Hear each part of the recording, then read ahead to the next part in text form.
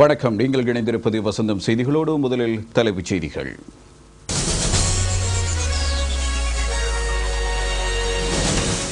Geneva மனித உரிமைகள் கூட்டத்தொடரை அடுத்து சர்வதேச ரீதியில் பல்வேறு நெருக்கடிகள். அமைச்சர் லக்ஷ்மண் யாப்பா தெரிவிப்பு. தேசிய பாடசாலை ஆசிரியர்களின் இடமாற்றத்தில் புதிய கொள்கை. சமூகமயப்படுத்தப்பட்ட 103 முன்னாள் LGTE உறுப்பினர்களுக்கு தொழில் பயிற்சியும் வேலைவாய்ப்பும். அமைச்சுக்களின் திறன் அபிவிருத்தியை மேம்படுத்தி மக்களுக்கு உயர் சேவையை வழங்குங்கள். ஜனாதிபதியின் செயலாளர் அதிகாரிகளுக்கு பணிப்புரை. பசும்பாலினால் நாட்டை தன்னிறைவடையச் செய்ய அமைச்சர் பேசில் திட்டம். அமெரிக்காவிலும் எரிவாயு விலை அதிகரிக்கும் அறிகுறி. இங்கிலாந்துக்கு எதிரான முதலாவது டெஸ்ட் போட்டியில் இலங்கை அணிக்கு அமோக வெற்றி.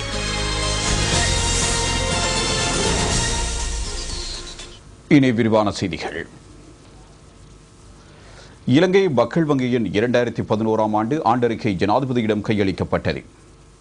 அறிக்கையின் முதல் பிரதியை மக்கள் வங்கியின் தலைவர் W. கருணாஜீவ ஜனாதிபதி மஹிந்த ராஜபக்சவிடம் கையளித்தார். அலரி மாளிகையில் இடம்பெற்ற வைபவத்தில் அமைச்சர் ரிமல் ஸ்ரீபாலடி சில்வா உட்பட பலர் கலந்து கொண்டனர்.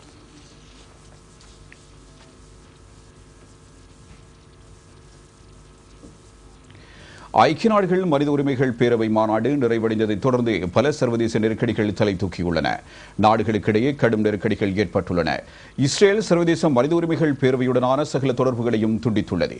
இஸ்ரேல் பிரஜைகளும் படையினரும் மேற்கு கரையில் உள்ள குடியிருப்புகளை அகற்றியதன் மூலம் பாலஸ்தீன மக்களின் மனித உரிமைகள் மீறப்பட்டுள்ளதா என்பது குறித்து ஆராய்வதற்கு அண்மையில் நிறைவடைந்த ஐக்கிய நாடுகள் மனித உரிமை பேரவையில் பிரேரணையொன்று நிறைவேற்றப்பட்டது. குறித்த பிரேரணைக்கு ஆதரவாக 36 வாக்குகள் செலுத்தப்பட்டன. 10 நாடுகள் வாக்களிப்பிலிருந்து தவிர்த்து கொண்டன. இரண்டும் அமெரிக்கா மாத்திரம் பிரேரணைக்கு எதிராக வாக்களித்தது. இந்த பிரேரணை நிறைவேற்றப்பட்டமையினால் இஸ்ரேல் கவலையடைந்துள்ளது. இப்பேரவையின் இரட்டை வேடம் தொடர்பாக அதிருப்தி அடைந்துள்ள இஸ்ரேல் சகல உறவுகளையும் துண்டித்துக் கொண்டது. இன்று இடம்பெற்ற அமைச்சரவை தீர்மானங்களை அறிவிக்கும் செய்தியாளர் மாநாட்டில் பதில் ஊடகத்துறை அமைச்சர் லக்ஷ்மண் யாப்பா அபிவர்தன் இது தொடர்பாக தெரிவித்தார். மனித உரிமைகள் பேரவையின் மூலம் மேற்கொள்ளப்பட்ட பல தீர்மானங்கள் காரணமாக இதுவரை பல்வேறு நெருக்கடிகள் தலை தூக்கியுள்ளன. நிரீක්ෂණ කණ්ඩායම ඊශ්‍රායලයේ වෙත පැමිණීමට ඉඩ නොදෙන බවත් මානව கண்காணிப்பு குழுவை இஸ்ரேலில் அனுமதிப்பதில்லை என்றும் மனித உரிமை பேரவையிலிருந்தும் அதன் தலைவர்களுடனான தொடர்புகளை துண்டித்துக் கொள்வதற்கு தீர்மானித்துள்ளதாகவும் மனித உரிமைகள் ஆணைக்குழு பேரவையை திருப்பி அழைப்பதற்கும் தீர்மானித்துள்ளது.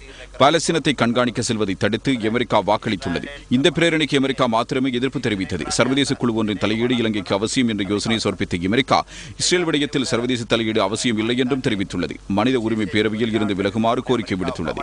இதுபோன்ற பல்வேறு நெருக்கடிகள் பல நாடுகளுக்கு இடையில் ஏற்பட்டுள்ளது. ஒவ்வொரு நாட்டிற்கும் ஒவ்வொரு விதமான தீர்வுகளை வழங்கும் அமெரிக்காவின் இரட்டை வேடம் அம்பலமாகியுள்ளது. ක්‍රියාත්මක කරන්න පුළුවන්ද කියන එකයි ප්‍රශ්නේ. නමුත් මේවා ඉදිරියේදී සාකච්ඡා වෙන தேசிய பாடசாலைகளுக்கு புதிய இடமாற்ற கொள்கையொன்று அறிமுகப்படுத்தப்பட்டுள்ளது. தற்போது மேற்கொள்ளப்படும் தேசிய பாடசாலை ஆசிரியர் இடமாற்று முறை உத்தேச 2ஆம் நிலை 1000 பாடசாலைகளை இணைத்து நடத்த அமைச்சரவை அங்கீகாரம் வழங்கியுள்ளது. தற்போதைய ஆசிரியர் இடமாற்ற கொள்கையின்படி மாகாண சபை பாடசாலைகளில் 8 ஆண்டு சேவை காலத்தை பூர்த்தி செய்த ஆசிரியர்களுக்கு இடமாற்றம் வழங்கப்படுகிறது. நாடு முழுவதிலும் 342 தேசிய பாடசாலைகள் காணப்படுகின்றன. 10 ஆண்டு சேவை காலத்தை பூர்த்தி செய்த தேசிய பாடசாலை ஆசிரியர்களுக்கு இடமாற்றம் வழங்கும் போது அப்பாடசாலைகள் தூர இடங்களில் அமைந்திருப்பதனால் பல்வேறு பிரச்சினைகள் எழுந்துள்ளன. இதன் அடிப்படையில் 2ஆம் நிலை 1000 பாடசாலைகளை இணைத்து தேசிய பாடசாலை இடமாற்ற கொள்கையை நடைமுறைப்படுத்த அரசாங்கம் தீர்மானித்துள்ளது. புனர்வாழ்வு அளிக்கப்பட்ட LTTE இளைஞர்கள் 103 பேருக்கு தொழிற்பயிற்சியின் பின்னர் தேசிய தொழிற்பயிற்சிக்கான சான்றிதழ்கள் வழங்கப்பட்டன. சான்றிதழ் வழங்கும் நிகழ்வு கொழும்பில் இடம்பெற்றது. கந்தக்காடு புனர்வாழ்வு நிலையத்தில் இவர்களுக்கு தொழிற்பயிற்சிகள் வழங்கப்பட்டன. நீர் விநியோகம் மற்றும் மின்சாரம் உள்ளிட்ட துறைகளில் இவர்களுக்கு 6 மாத கால பயிற்சி வழங்கப்பட்டுள்ளது. பொலிசிம் லங்கா கம்பெனி, ஜெர்மன் ஒருங்கிணைப்பு நிறுவனம், படகு கட்டும் தொழில்நுட்பத்தை மேம்படுத்தும் பயிற்சி நிறுவனம் ஆகியவற்றின் ஆதரவு இத்திட்டத்திற்கு கிடைத்துள்ளது. தேசிய தொழிற்பயிற்சி அதிகார சபை உள்ளிட்ட நிறுவனங்களின் பங்களிப்பு இதற்கு பெற்றுக் கொள்ளப்பட்டுள்ளது. அமைச்சர் சந்திரசிறி கஜதீர தலைமையில் சான்றிதழ்கள் வழங்கப்பட்டன.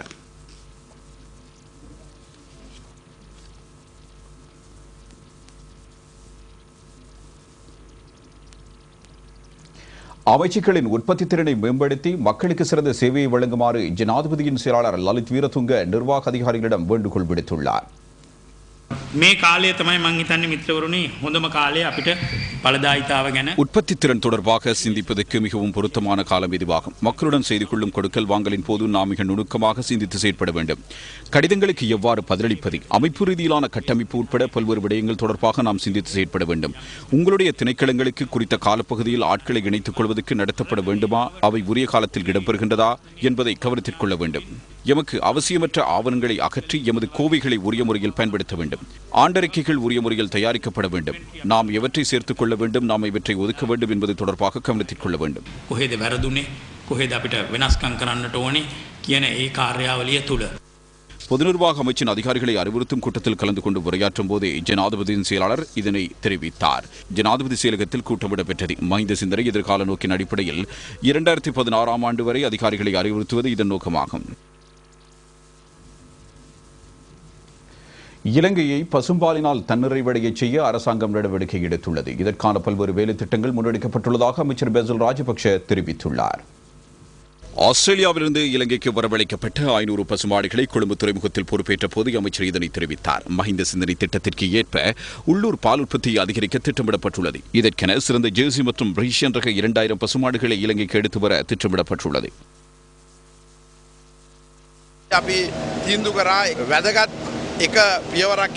முக்கியமான ஒரு நடவடிக்கையாக இந்த சிறந்தரக பசுமாடுகளை இலங்கைக்கு பெற்றுக் கொள்வதற்கு எமது நாட்டு சுவாத்தியத்திற்கு ஏற்ப சிறந்தரக பசுக்கள் எடுத்து வரப்பட்டுள்ளன. பாலினால் நாம் தன்னிறைவடைவதற்கும் எமது போஷாக்கு மட்டத்தை மேம்படுத்துவதற்கும் இது ஒரு சிறந்த சந்தர்ப்பமாகும். இலங்கைக்கு எடுத்து வரப்பட்ட இந்த பசுமாடுகள் தேசிய கால்நடை சபைக்கு சொந்தமான போபத்தலாவு பண்ணைக்கு எடுத்துச் செல்லப்பட்டன. பிரதி அமைச்சர்களான HR மித்ரபால, முத்து சிவலிங்கம் உட்பட பலர் இதில் கலந்து கொண்டனர். இலங்கைக்கும் கொரியாவிற்கும் இடையில் வர்த்தக ஒப்பந்தம் கைச்சாத்திடப்பட்டது. கொரிய அரசின் இறக்குமதி நிறுவனத்திற்கும் இலங்கை ஏற்றுமதி அபிவிருத்தி சபைக்கும் இடையில் புரிந்துணர்வு ஒப்பந்தம் கைச்சாத்திடப்பட்டது. இரு நாடுகளுக்கும் இடையிலான ஏற்றுமதி இறக்குமதி நடவடிக்கைகளை மேம்படுத்தி வர்த்தக வாய்ப்புகளை விஸ்தரிப்பதே இதன் நோக்கமாகும். பிரதி அமைச்சர் ஜெயரத்ன ஹேரத், கொரிய அரசின் பிரதி அமைச்சர் ஜெயோன் மாக்கி உள்ளிட்ட பலரும் இந்நிகழ்வில் கலந்து கொண்டனர்.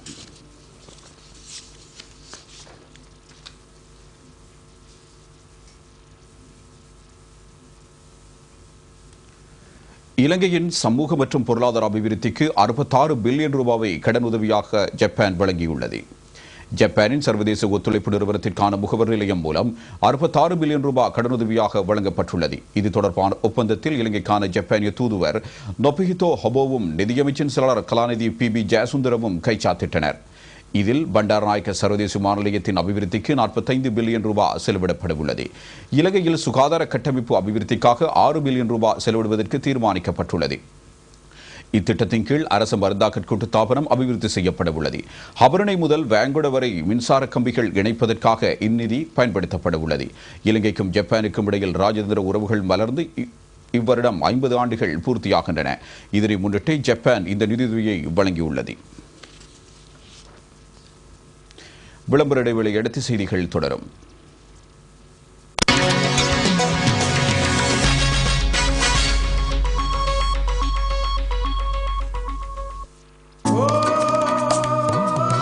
உதய கதிரவன் ஒளி தெரிக்கும், உரமிகு நீலமதில் தளிர் செழிக்கும், வியர்வை துளியும் முத்தாகுமே, தேசம் முழுவதும் வளமாகுமே, நம் ஊவினமும் உலை பொங்குமே, உழவின் மேன்மையும் ஓங்குமே. தேசியம் செழித்திட வைக்கும் விவசாய வளம் CIC மனிதாபிமானம்.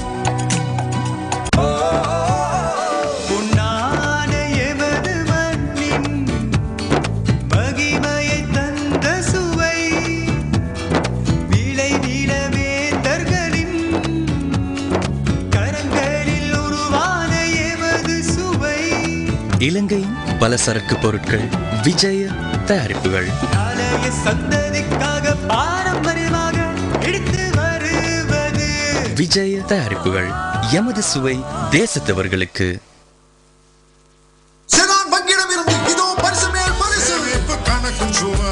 நடைமுறை கணக்கும் சுவர் வாழ்வினை வெற்றி கொள்ள என்றென்றும் செலான் சுவர். ஃபிக்ஸ் டிபாசிட் செய்தாலும் கார்டில் பொருள் வாங்கினாலும்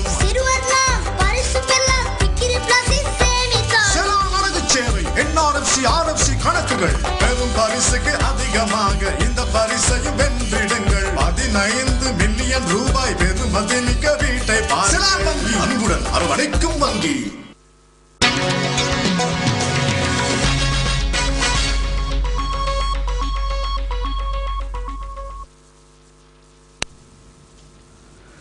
செய்திகள் தொடர்கின்றன.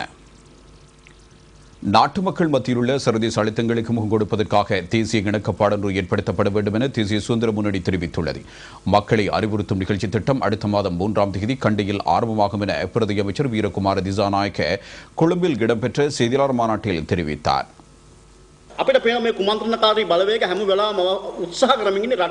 நாட்டின் ஒருமைப்பாட்டை சீர்குலைக்க சில சூழ்ச்சிக்காரர்கள் முயற்சி செய்கின்றார்கள். நாம் கட்டம் கட்டமாக தேவையான நடவடிக்கைகளை எடுத்து வருகின்றோம். முன்னுள்ள சவால்கள் தொடர்பாக நாம் ஒரு நூலை வெளியிட உள்ளோம். இதன் முதல் பிரதிகள் மகாநாயக்க தேரர்களிடம் கையளிக்கப்படும். பின்னர் விஹார மகாதேவி பூங்காவில் கூட்டம் ஒன்று நடத்தப்பட்டு மக்களை அறிவுறுத்த உள்ளோம். சமய ஸ்தலங்களை கேந்திரமாக கொண்டு மக்களை அணிதிரட்ட நாம் நடவடிக்கை எடுத்துள்ளோம்.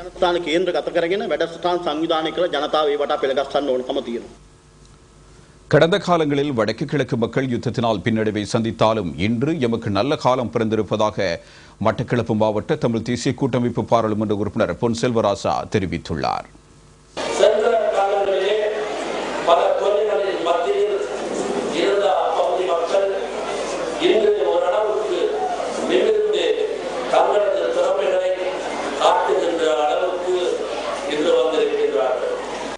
அந்த பாடசாலைகளிலே இருந்து பிள்ளைகள் தேசிய மட்ட போட்டிகளிலே போட்டியிட்டு எமது மாவட்டத்திற்கு ஒரு சிறப்பான நன்மையையும் சிறப்பான ஒரு தன்மையையும் எடுத்துக் கொடுக்கக்கூடிய அளவுக்கு நம் மாவட்டத்தின் மதிப்பை உயர்த்தியிருக்கின்றார்கள்.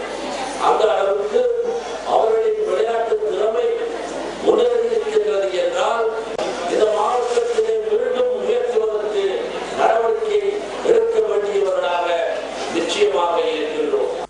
மட்டக்களப்பு வின்சன் மகளிர் தேசிய பாடசாலையில் இடம்பெற்ற வைபவம் ஒன்றில் கலந்து கொண்டு உரையாற்றும் போதே அவர் இதனை தெரிவித்தார். இலங்கையில் திறமையான விளையாட்டு வீரர்கள் உருவாகி வந்த சந்தர்ப்பத்தில் யுத்தம் காரணமாக வடக்கு கிழக்கு மக்கள் பாரிய பின்னடைவுகளை சந்தித்தனர். இன்று எமக்கு சிறந்த வாய்ப்புகள் கிட்டியுள்ளதாகவும் அவர் சுட்டிக்காட்டினார். படுவாங்கரை பகுதியில் உள்ள பாடசாலை மாணவர்கள் கடந்த காலங்களில் பயங்கரவாத தொல்லைகளுக்கு மத்தியில் வாழ்ந்தனர். இன்று அம்மக்கள் தலைநிமிர்ந்து தங்களது திறமைகளை தேசிய அளவில் வெளிக்காட்டி வருவதாகவும் அவர் தெரிவித்தார். நாட்டின் பல பாகங்களிலும் இடம்பெற்ற நிகழ்வுகளின் தொகுப்பு அடுத்து.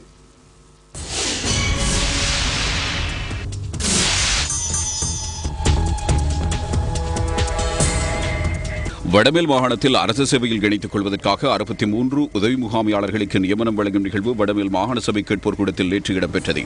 மாகாண முதலமைச்சர் ஆத்துல விஜயசிங்க இதில் பிரதம அதிதியாக கலந்து கொண்டார். கல்முனை கல்வி வலயத்துக்குட்பட்ட காரிதீவு சண்முகா மகாவித்யாலய சாதனையாளர் பாராட்டு விழா அண்மையில் இடம்பெற்றது. கல்லூரி அதிபர் ரகுவரன் தலைமையில் இடம்பெற்ற வைபவத்தில் பாராளுமன்ற உறுப்பினர் PHPS பிரதம அதிதியாக கலந்து கொண்டார். இடதுசாரி அரசியல்வாதியான பிலிப் குணவர்தனவின் 40வது ஞாபகார்த்த வைபவம் இலங்கை மன்ற கல்லூரியில் இடம்பெற்றது. சபாநாயகர் சமல் ராஜபக்ஷ பிரதம அதிதியாக கலந்து கொண்டார். பிரதி அமைச்சர் கீதாஞ்சன குணவர்தன பிலிப் குணவர்தனவின் உருவப்படத்திற்கு மலரஞ்சலி செலுத்தினார். இந்தியாவின் முன்னாள் அமைச்சர் ஸ்ரீ சுரேஷ் பிரபு பிரதான உரை நிகழ்த்தினார். இலங்கை சமுர்த்தி ஆணையாளர் நாயகத்தினால் சமுர்த்தி உதவிபுரம் வறிய உயர்தரம் கற்கும் ஆலையடிவெம்பு பிரதேச செயலகத்துக்குட்பட்ட மாணவர்களுக்கு புலமை பரிசில் வழங்கும் வைபவம் ஆலையடிவெம்பு பிரதேச செயலகத்தில் இடம்பெற்றது. திகாமடுள்ள மாவட்ட பாராளுமன்ற உறுப்பினர் PHPS இதில் பிரதம அதிதியாக கலந்து கொண்டார். சுற்றாடலுக்கு ஊறுவிளைவிக்கும் சட்ட ரீதியற்ற பதார்த்தங்கள் நாடுகளுக்கிடையே பரிமாறிக்கொள்வதை தடுப்பது தொடர்பாக சுங்க அதிகாரிகள் அறிவுறுத்தப்பட்டனர். அவ்வாறான பொருட்களை இறக்குமதி செய்யும் போதும் ஏற்றுமதி செய்யும் போதும் இனங்காண்பதற்கு சர்வதேச சுங்க அமைப்பினூடாக பொது முறைமையொன்று அறிமுகப்படுத்தப்பட்டுள்ளது. கொழும்பில் இடம்பெற்ற இவ்வறிவுறுத்தல் கூட்டத்தில் அமைச்சர் அனுர பிரதர்ஷன் யாப்பா கலந்து கொண்டார். இலங்கை தேவை நாடும் பெண்கள் அமைப்பின் மட்டக்களப்பு மாவட்ட பணிமனை ஏற்பாடு செய்த பெண்களின் அபிவிருத்தி தொடர்பான விழிப்புணர்வு மாநாடு மட்டக்களப்பு தேவநாயகம் மண்டபத்தில் நடைபெற்றது. மாவட்ட அரசாங்க அதிபர் சுந்தரம் அருமைநாயகம் இதில் பிரதம அதிதியாக கலந்து கொண்டார். சுற்றுலா கைத்தொழிலை ஊக்குவிப்பதற்கு ஹோட்டல் மற்றும் உணவகங்களின் தரத்தை மேம்படுத்துவது குறித்து கவனம் செலுத்தப்பட்டுள்ளது.